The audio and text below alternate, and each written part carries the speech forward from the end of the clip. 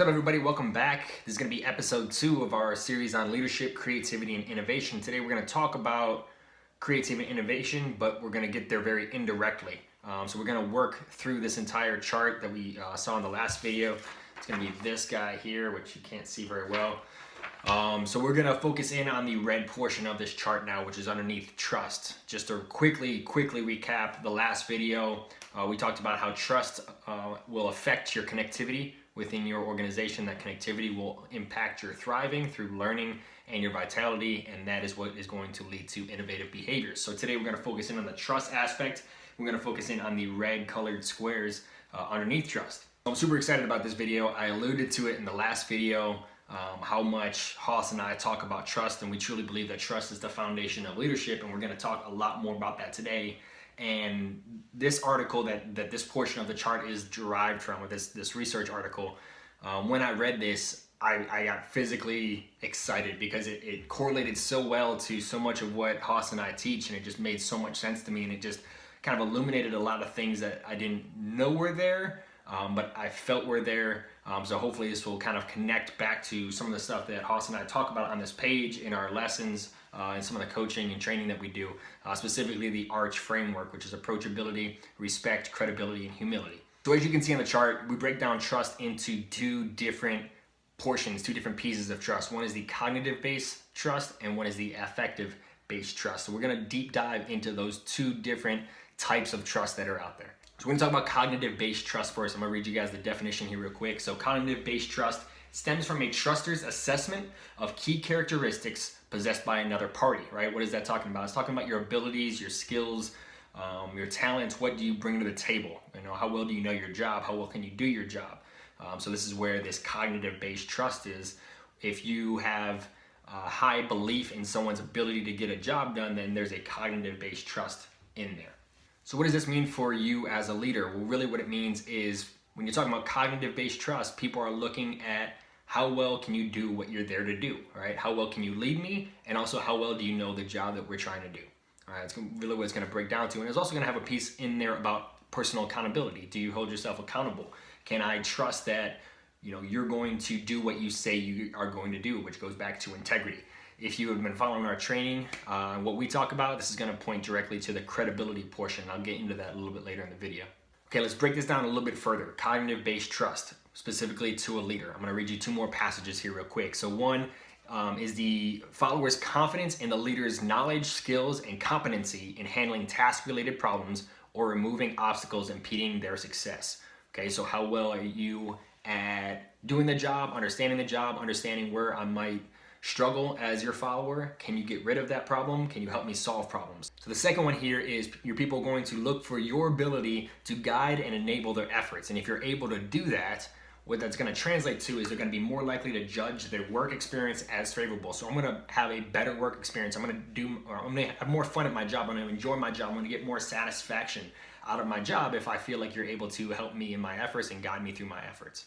All right, so that's the cognitive side. Let's look at the affective side. I'll read you the definition for that one. So affective-based trust derives itself from personal bonds and feelings that a truster has developed for another party. So this is talking about the personal relationship between two people.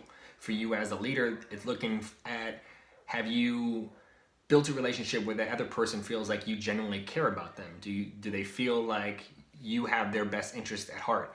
Do they feel like you're going to emotionally support them if they need that, right? So it's talking about more the feeling side of the trust. Do I feel like I can trust you versus looking just at your skills, which is the cognitive side. So another important aspect of affective-based trust is going to increase what's known as helping behaviors. And those are behaviors that it's basically saying you're going to proactively seek out ways to cooperate with others, help others, collaborate with others. So this type of atmosphere is what you're going to create with affective-based trust. And what they've shown is that affective-based trust with the leader actually has an impact on someone being able to go and help other people. So just if you are able to build an affective-based trust bond with somebody that works for you, they're going to actually be more likely to go and seek ways to help other people in the workspace. So another cool thing that this affective-based trust is going to do within your work environment is actually going to kind of decrease people's personal agendas. It's going to decrease their personal doubts about the team's success. It's going to help people drive their focus to the team's goals.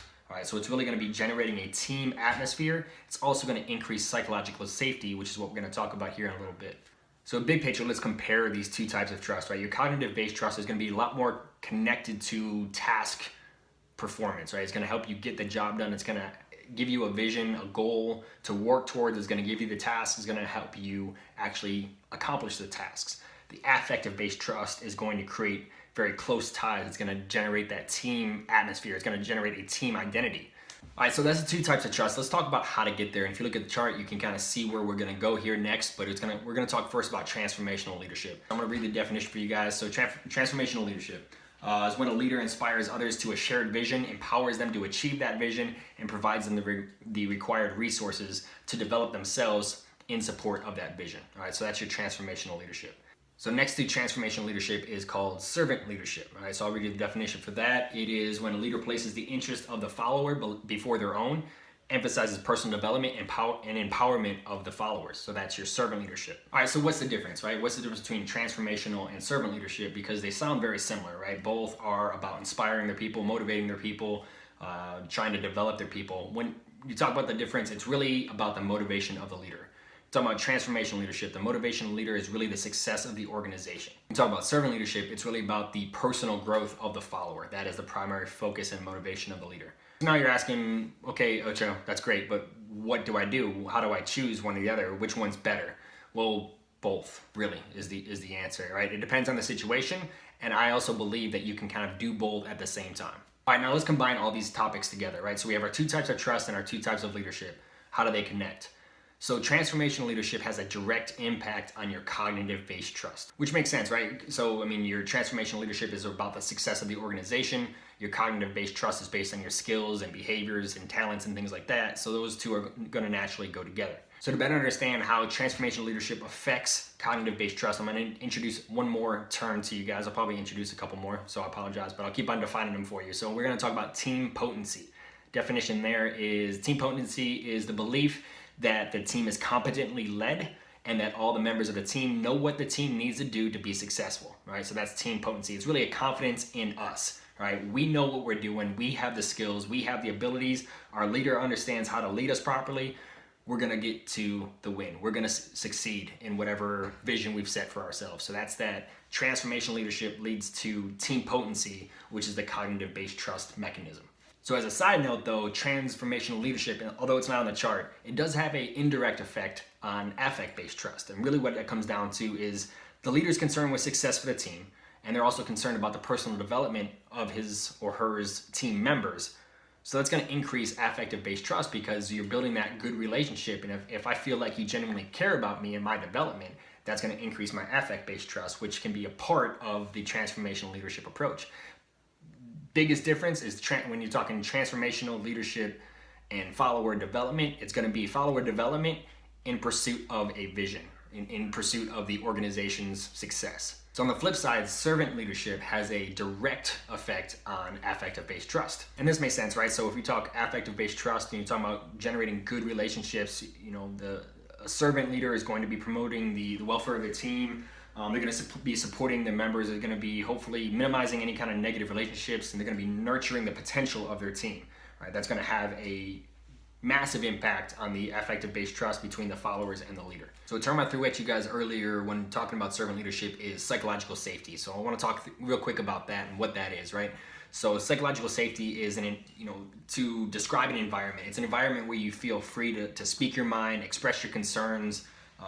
If you're in a discussion with, let's say you're in a meeting room and you're trying to talk about new ideas, you can ask questions. You're going to get non-defensive responses to any kind of questions, any kind of challenges that people make. It's an environment where people feel like they can express their view, their concern, their opinion, and it's not going to be seen as an attack. On the other side, it's not going to be received as an attack. So the response to that is going to be better. It's also an environment where you can provide a lot of constructive criticism. And again, it's not seen as an attack because there's trust and there's this psychologically safe environment. So people can talk to each other openly without any kind of fear of retribution or attacking or anything like that.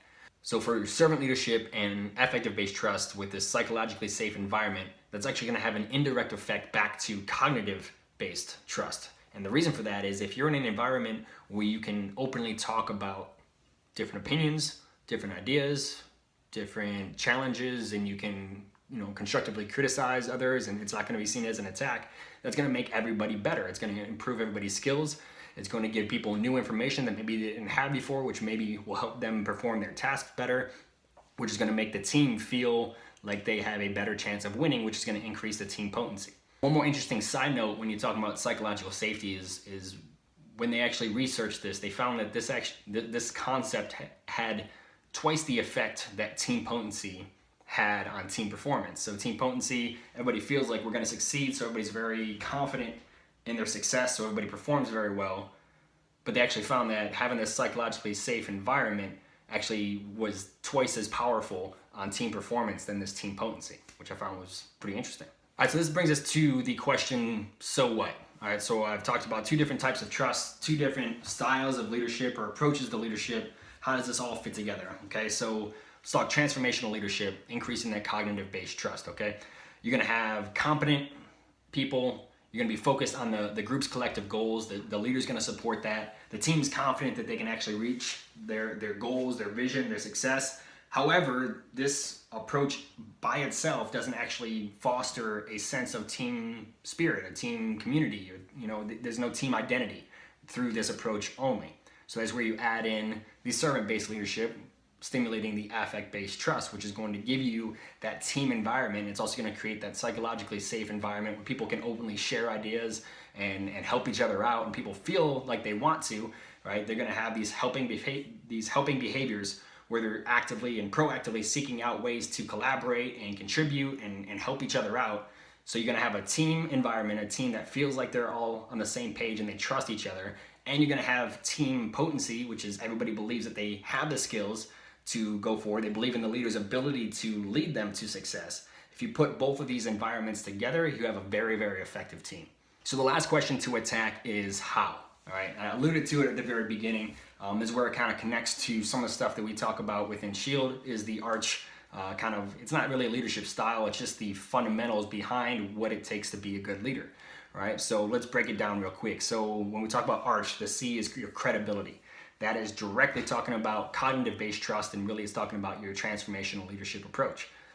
So for you, if you improve your leadership skills and also improve your job knowledge, and if you have integrity, that's going to increase your credibility. That credibility is tied to cognitive-based trust, which is going to give you your team potency. The rest of the acronym, the A, the H, and the R, I don't know if I did that in the correct order. So your humility, your approachability, and the respect that you have for your team members and the respect that you hopefully have generated within your team, that's going to affect the affect-based trust, which is part of the servant leadership approach. So if you show this genuine care and respect for everybody, you have humility, which is showing that your interests aren't number one. You're putting other people's interests above yours. You have approachability, which means you've generated respect. People feel like they can come and talk to you. You've now created an atmosphere where you have psychological safety, which means hopefully people are proactively seeking ways to help other people out. So now you have that side of it. So if you look at the ARCH acronym, and this is why I was so excited about this video, you look at that acronym, it kind of spells out perfectly how you go about the transformational, how you go about the servant styles of leadership, right? And that kind of gives you the whole package to now have high team potency, and then also a psychologically safe environment where everybody can thrive, everybody has the skills, they believe in your ability to lead them, and everybody has the knowledge they need to get the job done, and you're gonna have a very, very effective team. All right, so in conclusion, a couple last notes just to kind of take away and kind of hopefully wrap this whole lesson up with a nice shiny bow. First, practice ARCH, all right? Have approachability, have respect, be credible, and be humble, all right? That's gonna give you and start hopefully building you towards the two different types of trust that you need to build as a leader. That being said, the seesaw is going to tip sometimes, right? It's impossible to always stay right in the middle and always be perfectly transformational, always be perfectly servant style, right? So the transformational approach typically is going to be used in time-constrained environments, right? So given Haas's non-military background, there's going to be certain times where the servant leadership style wouldn't be the most effective to get the job done that day, right? If you have a time critical decision that needs to happen, you don't necessarily have the time to go and see how everybody feels about the decision. Sometimes the decision just needs to get done, right? So the seesaw is going to tip, all right? Don't be afraid of that. Expect it. It's going to happen.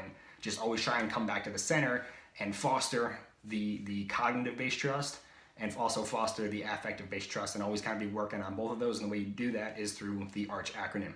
All right, so the end goal here is for you to improve these two types of trust with your people, or increase the two types of trust that you have with your people. And to, I guess, tie into the creativity part of this lesson is, if you go back to the chart right down the middle, if you're able to improve this trust, and also in doing that, in improving your trust with your people, they're going to improve their trust within themselves, which is going to increase their own connectivity, which is going to increase their thriving, which is going to increase their innovative behaviors and their creativity. All right, so that's going to wrap up the meat of this lesson. Looking at my notes real quick, the next video I have scheduled for this series is actually going to be to improve your credibility. We're going to talk about teaching problem solving, talking through how do you develop problem solving, which is really, problem solving is very, very similar, at least in my mind, to creativity. All right, creativity isn't just being able to paint a picture or play an instrument. It's, can you solve a problem? And typically, solving a problem requires a new idea, and that new idea is really what creativity is all about. So look for that video.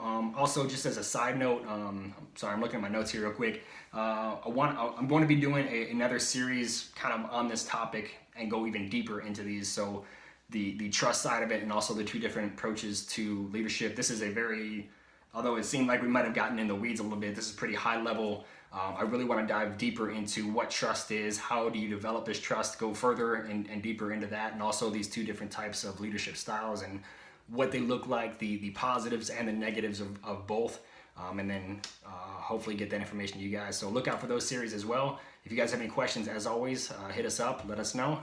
We're always here to help in any way that we can. Thanks for watching, and we'll talk to you later.